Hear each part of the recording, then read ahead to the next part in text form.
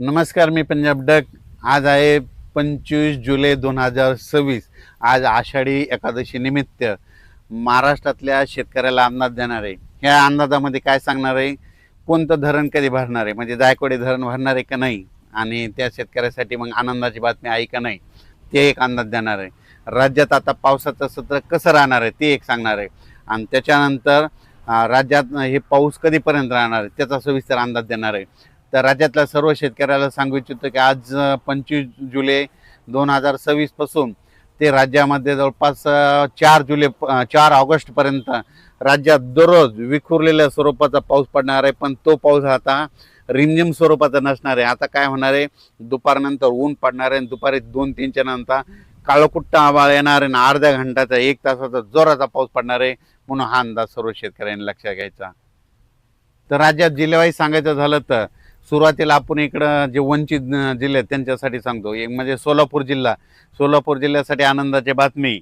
हे यात्रा परतल्याच्या नंतर म्हणजे आजपासूनच माझी यात्रा निघाली की लगेच राज्यामध्ये सोलापूर जिल्ह्याला देखील चांगला पाऊस पडणार आहे, म्हणून आनंदाची बातमी. धाराशिव जिल्ह्यात देखील पाऊस पडणार आहे, लातूर जिल्ह्यात देखील पडणार आहे, ह्या 5-6 दिवसामध्ये पडणार आहे. त्याच्यानंतर बीड जिल्ह्यात देखील पडणार आहे, अहिल्यानगरकडे देखील पडणार आहे, पुणे इंदापूर त्या भागात देखील असणार आहे, इकडं नांदेडकडे देखील असणार आहे, यवतमाळकडे देखील पडणार आहे, हिंगोलीकडे असणार आहे, वाशिमकडे देखील पडणार आहे, जालना जिल्हा, संभाजीनगर जिल्हा, त्याच्यानंतर जळगाव जिल्हा, बुलढाणा जिल्हा, अकोला जिल्हा, अमरावती जिल्हा, वाशिम जिल्हा, ह्या जिल्ह्यात देखील आता म्हणजे ह्या जवळपास 4 ऑगस्टपर्यंत चांगला पाऊस पडणार आहे. म्हणून हा अंदाज लक्षात यायचा. अर्ध्या घंट्याचा पडणार पण जोराचा पाऊस पडणार आहे, म्हणून हा अंदाज लक्षात यायचा. सांगली जिल्ह्यात देखील चांगला सरी येणार आहे, म्हणून हा अंदाज लक्षात घ्यायचा. त्याच्यानंतर सगळ्यात महत्त्वाचं सांगायचं झालं तर पुन्हा एक बंगालच्या खाडीमध्ये एक चक्रीवादळ तयार होत आहे, आणि त्याचं रूपांतर होत असल्यामुळे ते काय होणार आहे, परत ते महाराष्ट्राच्या दिशेकडे येणार. मग ते पाऊस काय होणार आहे, अति मुसळधार पाऊस पडणार आहे. चंद्रपूर, नागपूर, वर्धा, भंडारा, यवतमाळ, अमरावती, त्याच्यानंतर नागपूर इकडं, त्याच्यानंतर इकडं जळगावकडे जाईन, पुन्हा इंदोर, भुवनेश्वर, इंदोरकडे जाणार आहे, बुरामपूरकडे तसं जात जात पुन्हा इकडं नाशिककडे जाणार आहे, पुन्हा नंदुरबारला मुसळधार पाऊस पडणार आहे. असं करत करत ते पाऊस पुन्हा नाशिक एरियाकडे वळणार आहे, सुरतकडे जाणार आहे, गुजरातकडे पडणार आहे. त्याच्यामुळे काय होणार आहे, परत नाशिककडे पाऊस पडणार आहे. त्याच्यामुळे परत पुन्हा एकदा नद्याला पाणी वाढणार आहे. जे धरण क्षेत्राचा कॅचमेंट एरिया त्यामध्ये पाऊस येणार आहे, म्हणून त्यासाठी आनंदाची बातमी. म्हणजे सांगायचं झालं तर आणखीन जवळपास 4 ऑगस्टपर्यंत राज्यात बऱ्याच भागामध्ये पाऊस पडणार आहे, म्हणून हे अंदाज सर्व शेतकऱ्यांना लक्षात घ्यायचा. अर्ध्या तासाचा पडणार आहे पण जोरदार पडणार आहे, म्हणून हे अंदाज सविस्तर लक्षात घ्यायचा.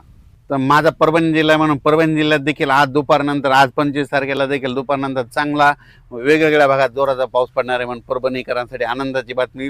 त्याच्यानंतर इकडं नाशिक जिल्ह्यामध्ये त्र्यंबकेश्वर, नंदुरबार जिल्हा, धुळे जिल्हा त्या पट्ट्यामध्ये देखील आता जवळपास 4 ऑगस्टपर्यंत पावसाचा दौर असणार आहे, म्हणून अंदाज लक्षात यायचा. मुंबईकडे चालूच राहणार आहे, मग त्याच्यानंतर इकडे इगतपुरीकडे चालू राहणार आहे, इकडे पुणे, कोपरगाव, शिर्डी ह्या परिसरात देखील पाऊस असणार आहे. त्याच्यानंतर उदर, अकोले, संगमनेर तिकडे पाऊस पडणार आहे, पुण्याकडे पडणार आहे, म्हणून. आणि त्याच्यानंतर घाटमाथा, कोकणपट्टी हे देखील पाऊस पडणार आहे, म्हणून हा अंदाज सर्व शेतकऱ्यांनी लक्षात घ्यायचा. तेलंगणात आणि कर्नाटक तिकडल्या भागात देखील त्या राज्यात देखील पाऊस पडणार आहे, पण त्याच्यात सगळ्यात जास्त पाऊस इकडे आपल्या महाराष्ट्राच्या पलीकडे गुजरात आहे. गुजरातमध्ये सुरत, अहमदाबाद, बडोदा त्या तिकडं मात्र अतिवृष्टी होणार आहे, म्हणून त्यांनी अंदाज लक्षायचा. मध्य प्रदेशकडे अतिवृष्टी होणार आहे, म्हणून त्याच्यामुळं महाराष्ट्रात पाऊस पडणार आहे, म्हणून हा अंदाज शेतकऱ्यांनी लक्षात घ्यायचा. सगळ्यात महत्त्वाचं म्हणजे जायकवाडी धरण, नाथसागर म्हणजे 5-6 जिल्ह्याचं ताण भागवणारं धरण भरणार आहे की नाही याचा सविस्तर खुलासा सांगणार आहे. तर राज्यातल्या म्हणजे जायकवाडीचं जे धरण आहे, तर जायकवाडी धरणाची आज टक्केवारी तुम्हाला एक सांगू इच्छितो. आज राज्याची टक्केवारी जवळपास आता 41% गेलं आहे. तर माझा तरी अंदाज आहे ह्या म्हणजे 4 ते 5 दिवसामध्ये 55% जाणार आहे. कसं